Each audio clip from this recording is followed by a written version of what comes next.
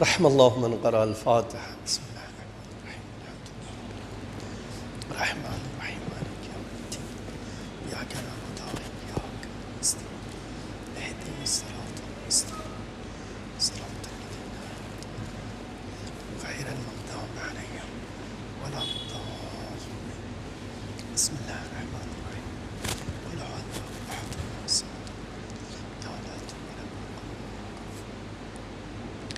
لا حول ولا قوة إلا بالله العلي العظيم.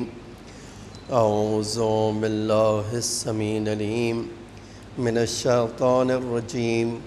بسم الله الرحمن الرحيم. الحمد لله الذي لا يبلغ مدحته القائلون ولا يحصي نعماءه العادون ولا يودي حقه المجتهدون الذي ليس لصفته حد محدود ولا نعت موجود ولا جل ممدود. فطر الخلائق بقدرته ونشر الرياح برحمته ووتد بالصخور ميدان أرضه.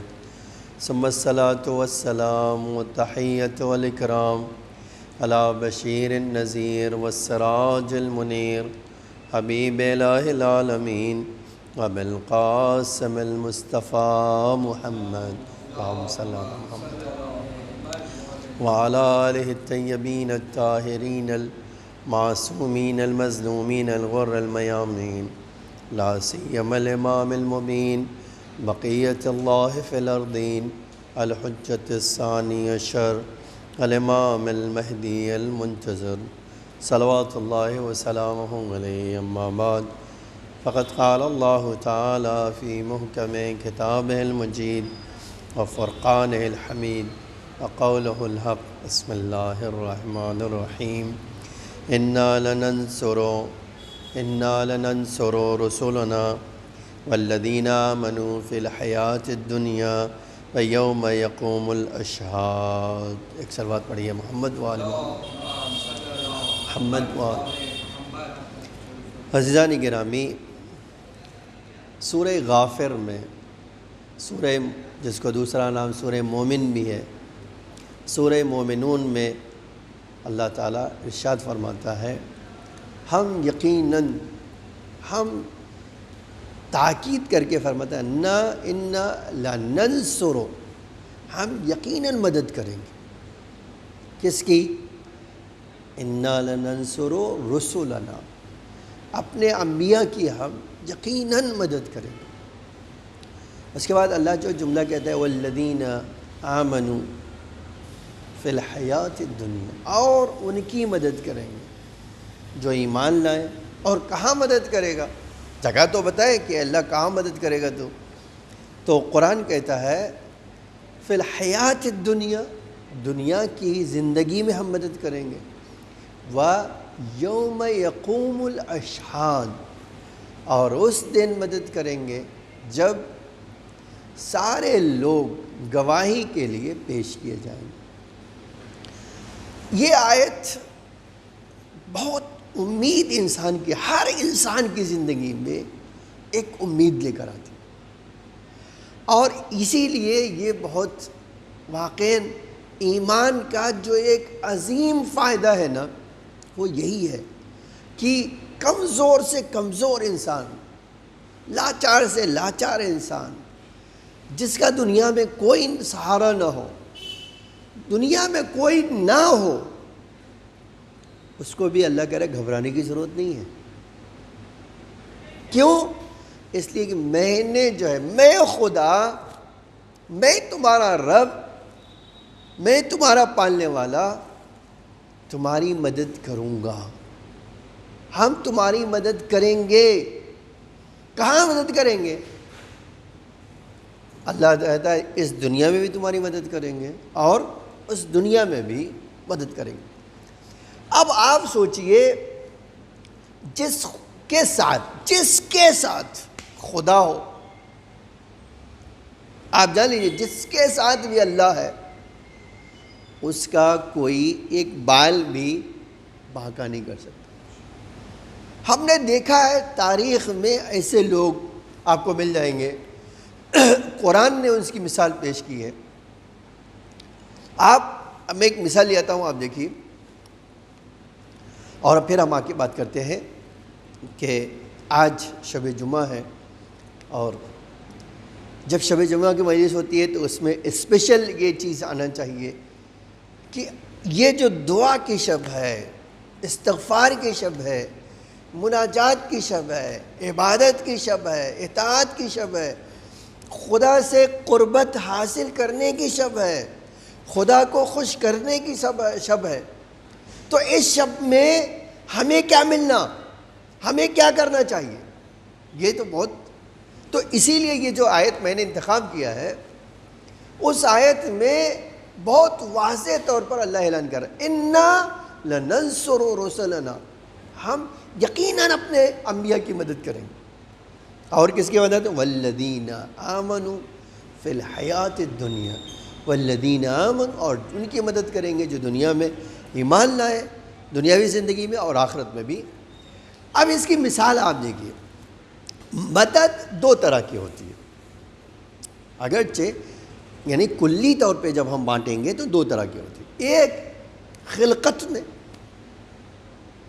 ٹھیک ہے، خلقت میں، اب خلقت سے مراد میں بھی آگے بات کرتا ہوں۔ دوسرے جو ہے نیچر سے، کبھی اللہ جو ہے ہماری مدد نیچر سے کرتا ہے، اور کبھی جو ہے کیا کرتا ہے، نیچر کی ضرورت ہی نہیں۔ آج ایک مثال آپ دیکھیے، جب آپ اور میں جو ہے ہمیں اللہ نے ایک بدن دیا ہے، نہیں، آج ساری دنیا میں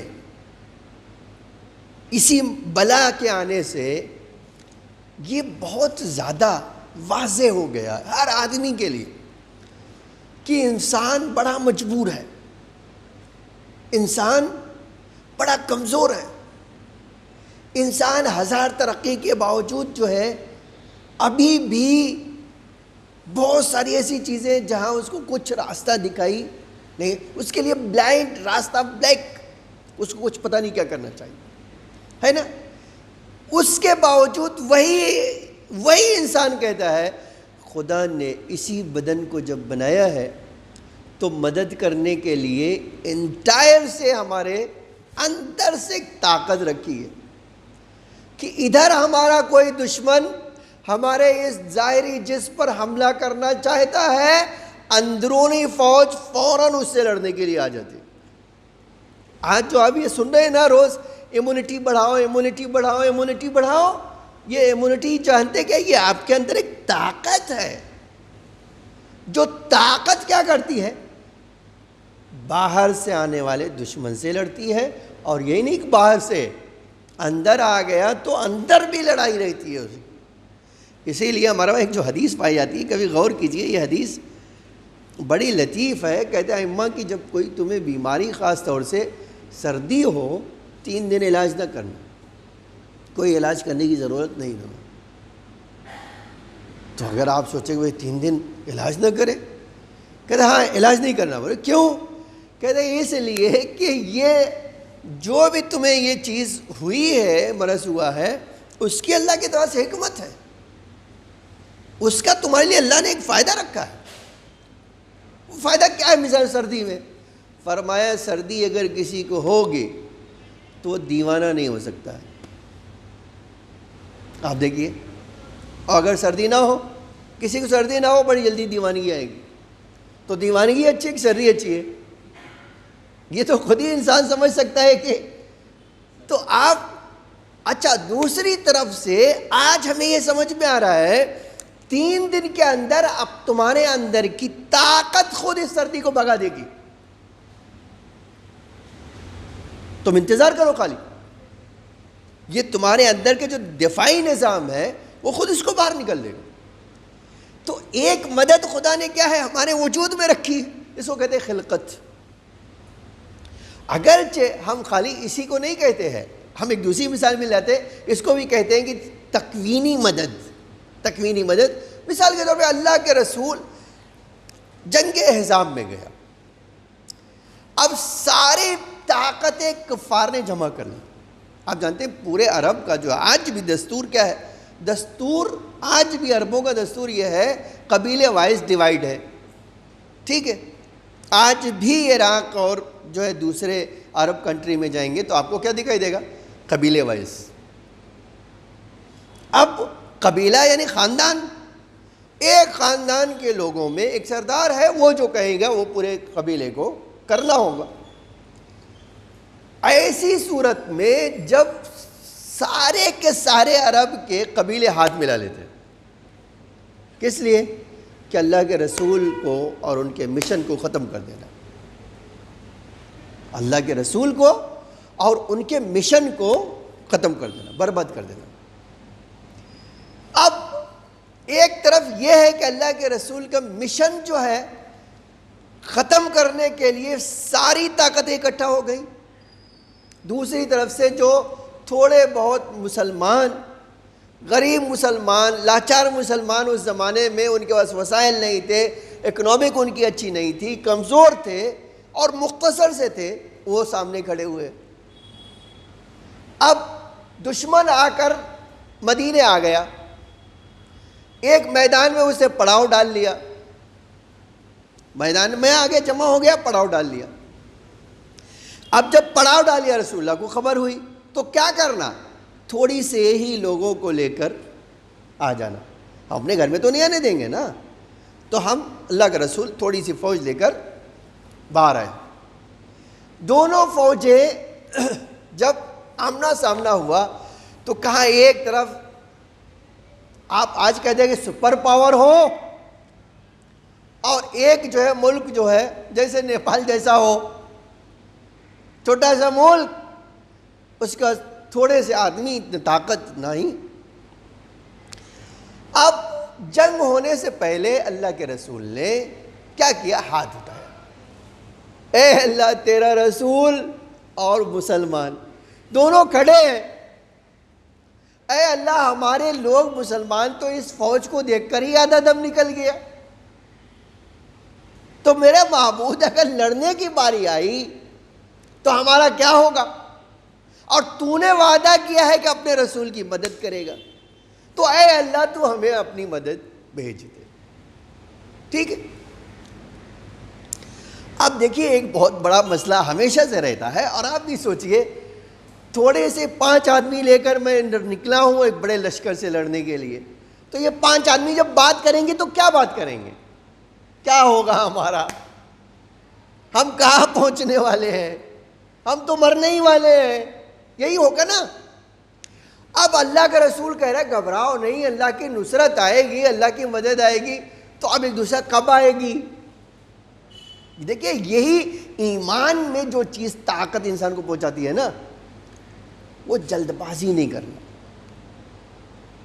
آج اسی لیے اللہ اور اللہ کا رسول ہمیں سکھا کر گیا کسی کام میں جلد بازی سے کام نہیں لے، کوئی کام ہونا تمہیں جلد بازی سے کام نہیں۔ تو اللہ کے رسول نے ان کے دل کو ڈھارس پہنچانے کے لیے بڑا عجب کام کیا، حذیفہ کو بلایا، اے حذیفہ جاؤ مشرکین کے لشکر کی جاسوسی کرو،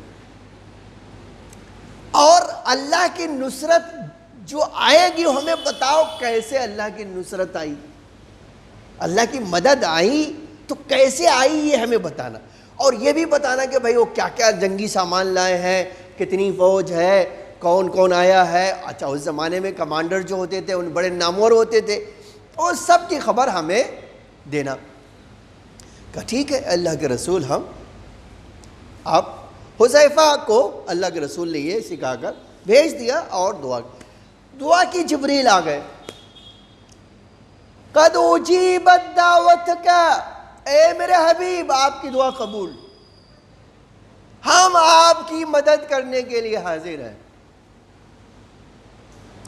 آپ خالی انتظار کرو، آپ کو ایک تیر بھی پھینکنے کی ضرورت نہیں ہوگی، ایک پتھر بھی چلانے کی ضرورت نہیں ہوگی، تلوار چلانے کی تو دور کی بات، اور آپ کو فتح ہو جائے گی۔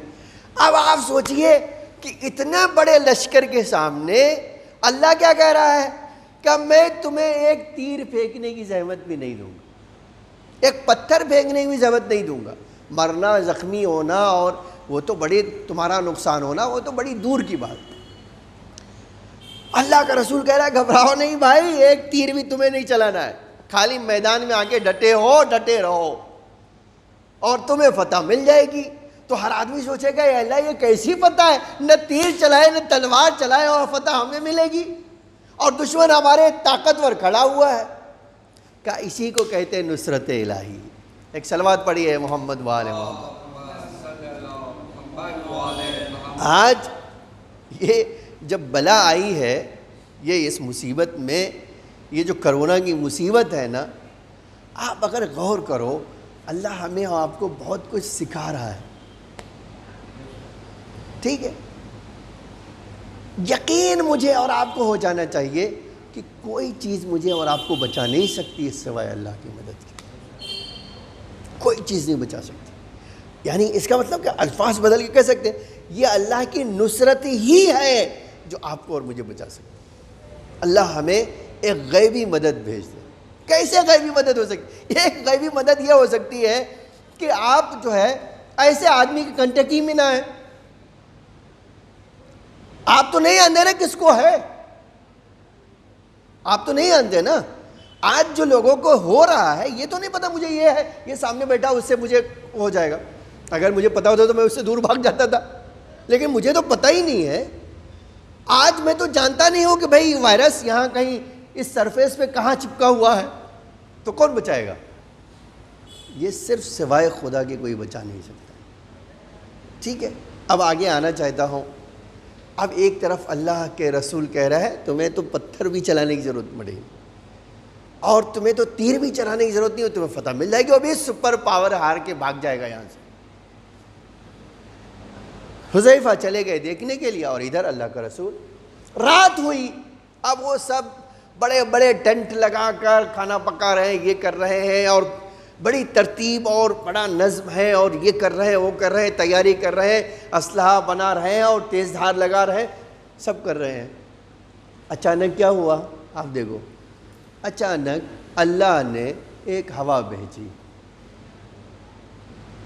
ابھی ایک دن پہلے آپ کو سائیکلون ممبئی کا اتنا میڈیا نے ہوا مچایا کہ ممبئی پہ آفت، ممبئی پہ آفت، ممبئی پہ آفت، لیکن نہیں جانتا بچانے والا مارنے والے سے زیادہ طاقتور.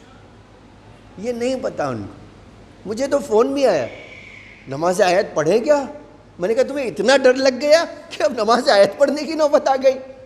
اگر اتنا ڈر گئے، اور خالی تمہارا ڈرنا معیار نہیں ہے، پورے شہر میں ایسا خوف ہو تو آپ کے اوپر نماز آیت پڑھنا واجب ہو جائے گا. اور ابھی تو انتظار کرو 5 بجے تک. تو یہ جو چیز ہے کہ انسان خوف میں آ گیا، اور اللہ نے کیا کیا اس پورے میدان میں خالی آپ دیکھیے دونوں لشکر ہے، ادھر رسول اللہ ادھر وہ. لیکن حذیفہ کہتے ہیں کہ ابھی یہ کھانا پکا ہی رہے تھے اور سجا کر خیمے، اور ایک بار ہوا آئی، اس نے ہوا نے ان کے خیموں کو اکھاڑ کے دور پھینک دیا. اس کی آگ جو کھانے کے بنانے کے لیے لگائی تھی، اس کے وہ آگ نے ان کے خیموں کو پکڑ لیا. اور پھر عجب یہ ہے کہ اللہ نے وہ وہاں ریت تھی، ریت، وہ ایسا ریت اٹھاتی تھی ہوا اور ان کے منہ پہ مارتی تھی کہ یہ سب کے سب پاگلوں کی طرح، ان کو کوئی سجائی نہیں دیتا.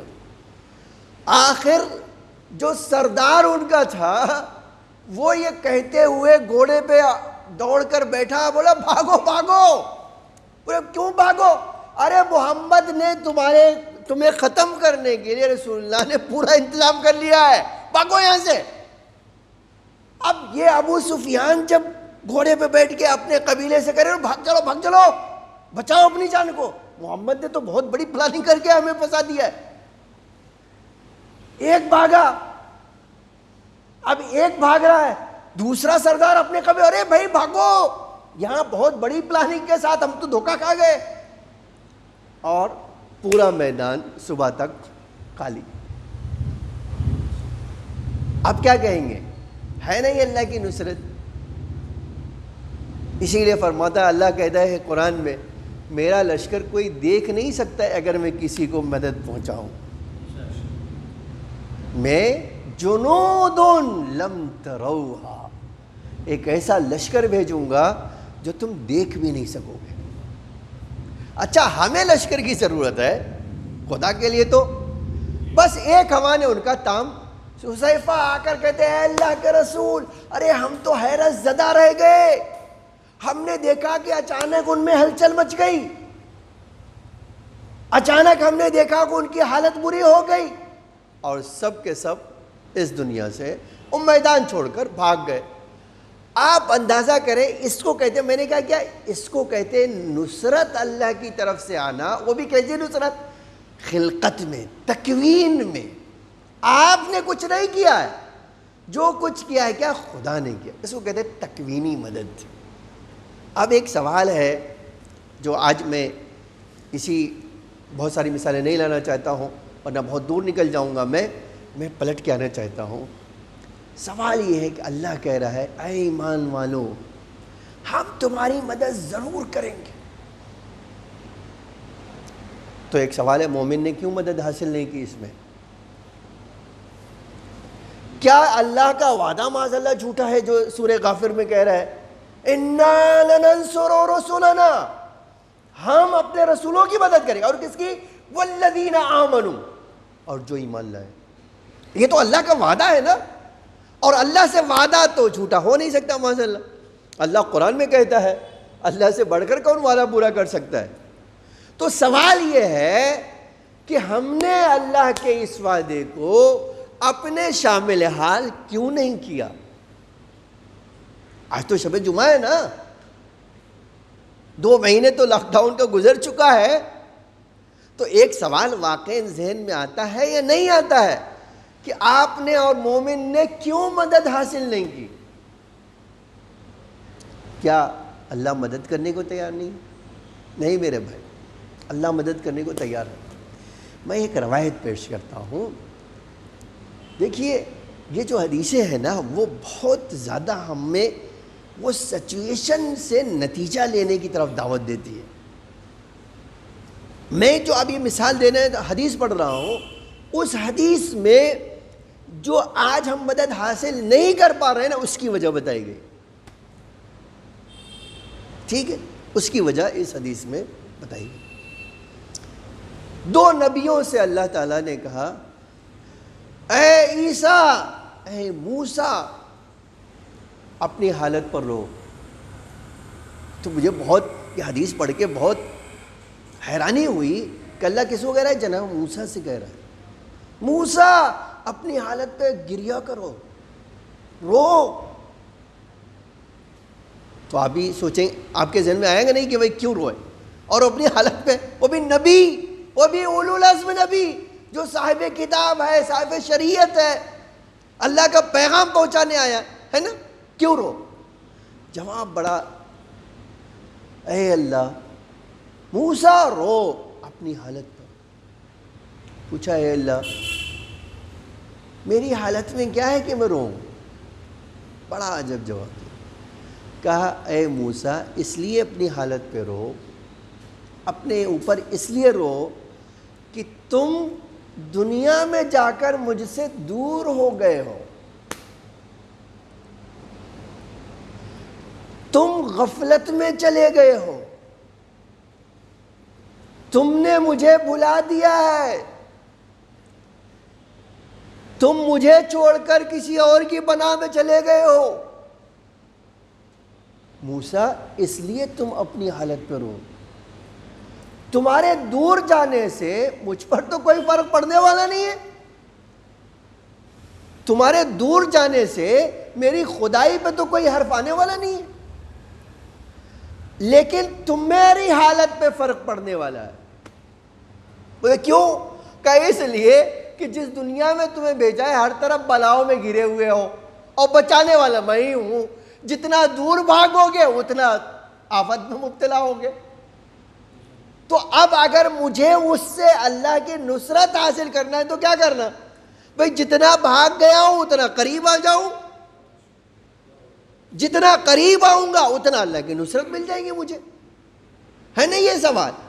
تو میرے بھائی، میرے عزیزو، آج واقعی جب ہم کہتے ہیں اے اللہ، آپ اس 7 نمبر کی دعا میں امام سجاد کی جو دعا ہے نا صحیفہ سجادیہ میں، اس کی 7 نمبر کی دعا پڑھیے.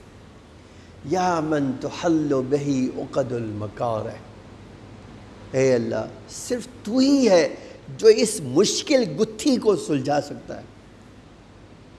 اے اللہ تیرے علاوہ کوئی نہیں ہے جو مجھے اس جو ہے مصیبت سے باہر نکال سکے.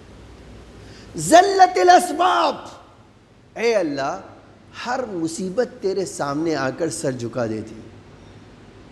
تیری ذات اس طرح کی ذات ہے، تیری قدرت اس طرح کی قدرت ہے، تیری شان اس طرح کی ہے کہ اے اللہ میں ہر جو ہے سبب کے سامنے ہار جاتا ہوں، لیکن تو ہر سبب تیرے سامنے آ کے سر جھکا لیتا ہے. تیرے سامنے کوئی مشکل نہیں رہتی، میرے سامنے ہر مشکل نظر آتی ہے. تو اے اللہ مجھے اس مشکل سے نجات دینے کے لیے تو ہی سہارا ہے، تیرے علاوہ کوئی سہارا. تو اب رونا کس کو؟ موسیٰ اپنی حالت پہ رو. کیوں؟ اس لیے کہ جتنا غفلت میں رہو گے اتنا میں تمہیں نظر انداز کر دوں گا، اتنا تمہاری طرف سے بے توجہ ہو جاؤں گا، اتنا تمہیں اپنی بارگاہ سے دور کر دوں گا، اور جتنا میری بارگاہ سے دور ہوگے اتنی آفتوں میں گرفتار ہوگے. سیم یہی چیز جناب عیسیٰ سے اللہ نے، عیسیٰ اپنی حالت پہ رو. اور آپ سوچئے اسی کے مقابل میں جو ہم جاتے ہیں اور واقعاً دیکھتے ہیں ائمہ ہمارے کیوں اتنا روتے تھے. کبھی آپ سوچیں کبھی اتنا کیوں روتے تھے؟ امام سجاد کو تاریخ میں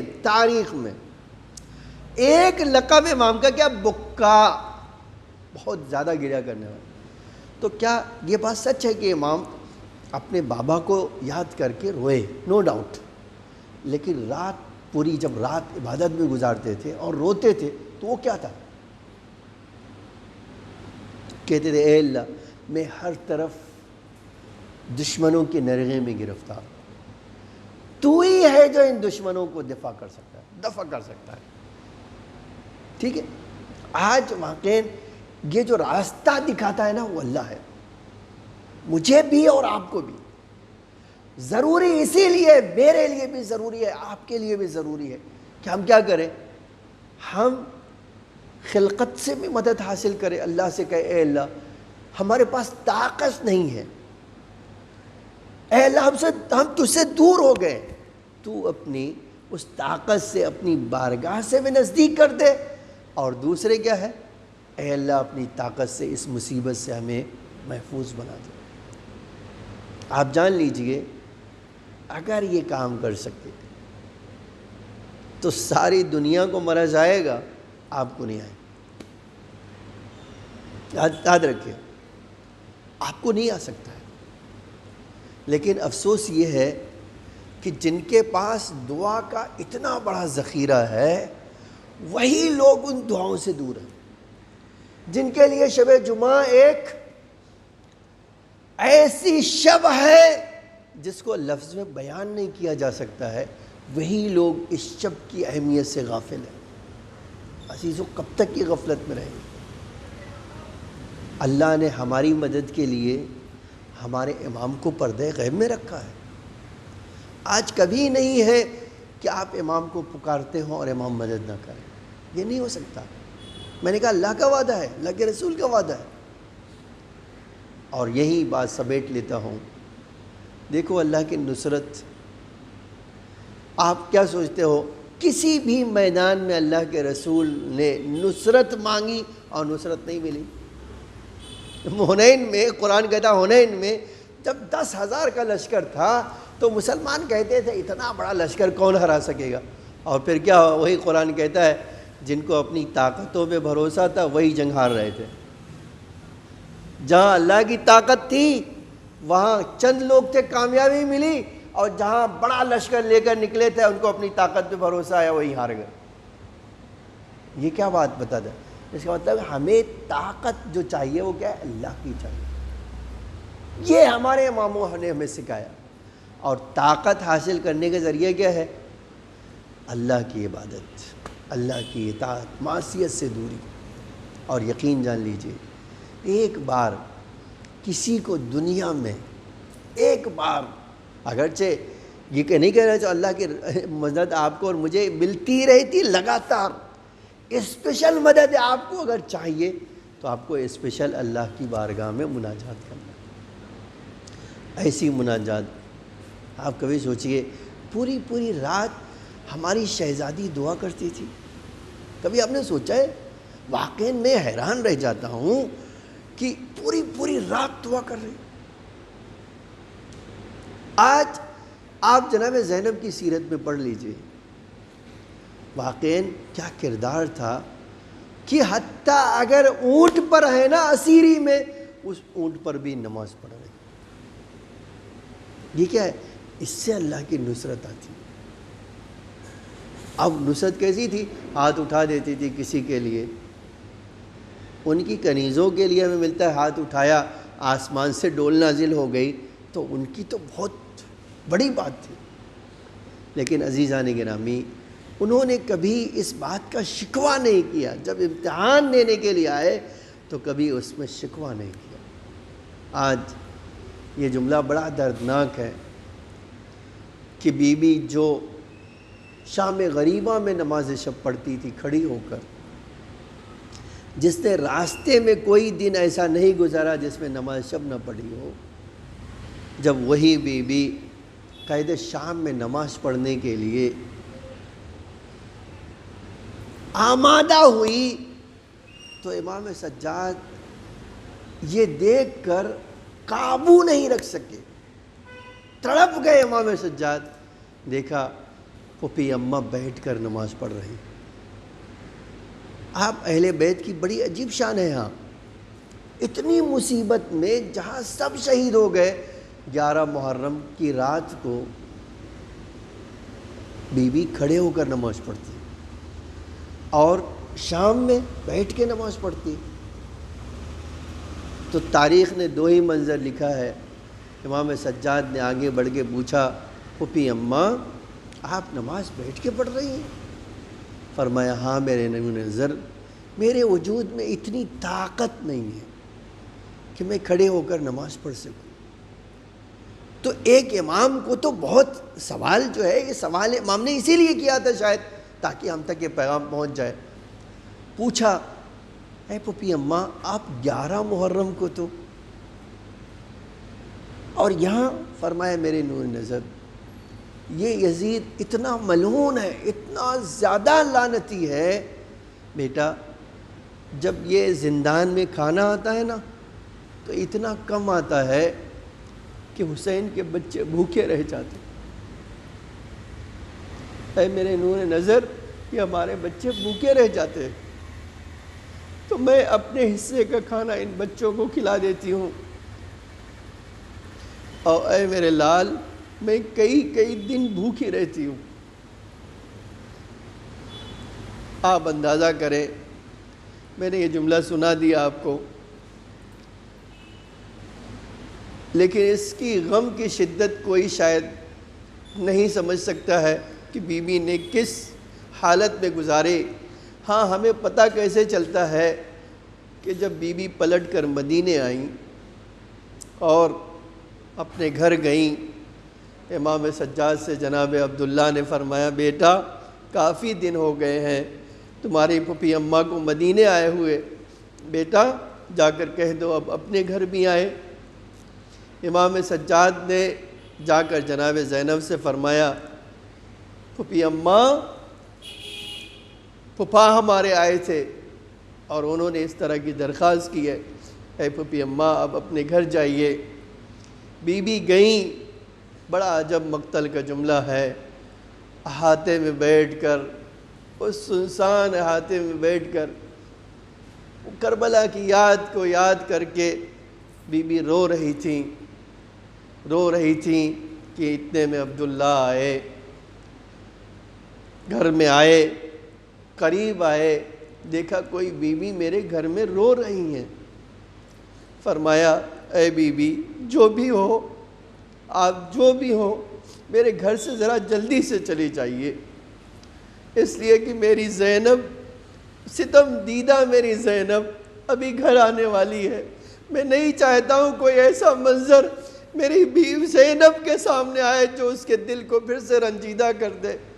آپ چلی جائیے، اس وقت مناسب نہیں ہے، آپ میرے گھر کے بیٹھ کر روئیں۔ آپ سوچیں کتنا بڑا انسان کو یہ جملہ سن کر درد محسوس ہوا ہوگا۔ ایک بار بیوی نے مڑ کر دیکھا، فرمایا عبداللہ اب یہ وقت بھی آ گیا ہے کہ تم بھی پہچاننے سے انکار کر رہے ہو۔ اے عبداللہ پہچانو، ارے میں ہی زینب ہوں، یہ میرا ہی گھر ہے۔ ارباب اعظام عبداللہ نے یہ منظر دیکھا، تڑپ کے فرمایا بی بی ارے جب آپ گئی تھی تو آپ کے بال سیاہ تھے اور آپ کے جسم بھی اس طرح لاغر نہ تھا، بی بی پلٹ کر آئی ہیں تو آپ کے بال سفید ہو گئے اور آپ ضعیفہ نظر آتی ہے۔ ارباب اعظام ایک جملہ کہنا چاہتا ہوں، شاید یہی تو وجہ تھی امام زمانہ علیہ السلام نے سلام فرمایا، سلام ہو شہزادیوں کو جن کو دھوپ کی تپش نے اور زندان شام کے حالات نے ان کے چہروں کو بدل کر کے رکھ دیا تھا۔ ارباب اعزاء اب جب عبداللہ آئے، بی بی کو شانے سے پکڑا، کہا بی بی احاطے میں کیوں بیٹھ گئی، آئیے کمرے میں چلیں۔ بی بی کو لے کر گئے، تاریخ نے لکھا ایک کمرے سے دوسرے کمرے میں، اب جب پہنچی تو عجب منظر دیکھا، دو ننھے بستر دیکھے۔ اب بی بی کا غم پھر سے تازہ ہو گیا، ایک بار کربلا کا رخ کر کے فرمایا بیٹا انو محمد ارے اپنی ماں کو معاف کر دینا، اے بیٹا ارے تیری دکھیاری ماں اب تک تیرا ماتم نہ کر سکی، لیکن اے میرے نور نظر اب تیرا ماتم یہ تیری دکھیاری ماں کرے گی۔ الا لعنۃ اللہ علی القوم الظالمین، سیعلم الذین ظلموا ای منقلب ینقلبون۔